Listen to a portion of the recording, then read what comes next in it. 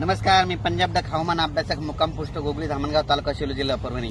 मी आहे नगर जिल्ह्यामध्ये करंजी घाटामध्ये आणि या ठिकाणाहून खास करून महाराष्ट्रातल्या शेतकऱ्यांसाठी अंदाज देत आहे। तर सर्व शेतकऱ्याला सांगू इच्छितो की आता काय करा, 1, 2, 3 जुलैपर्यंत शेतातले काम आटपून घ्या, कारण की राज्यामध्ये 4 तारखेपासून ते 10 तारखेपर्यंत जोरात पाऊस पडणार आहे, मुसळधार पडणार आहे, वडे नाले पडणार आहे, म्हणून हा अंदाज सगळ्या शेतकऱ्यांना लक्षात येत आहे। एकंदरीत परिस्थिती बघितली तर राज्यामध्ये आपण सांगितलं होतं की 27, 28, 29, 30 ला सगळीकडे चांगला पाऊस पडेल, म्हणून सगळीकडे राज्यात पाऊस चांगला झाला।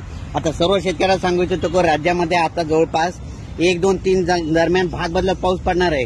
आता सरी पावसाच्या सुरुवात होणार आहे, म्हणून ह्या 3 दिवसामध्ये लक्षात घ्या। म्हणजे 1 जुलै, 2 जुलै, 3 आणि 4 जुलैपर्यंत राज्यामध्ये आता सरीचा पाऊस येणार आहे, म्हणून हा अंदाज लक्षात घ्या। परत शेतकऱ्याला सांगू इच्छितो की राज्यात आता ह्या 3 दिवसात ज्यांना शेतीचे कामे आटपायचे तर त्यांनी आटपून घ्या, कारण की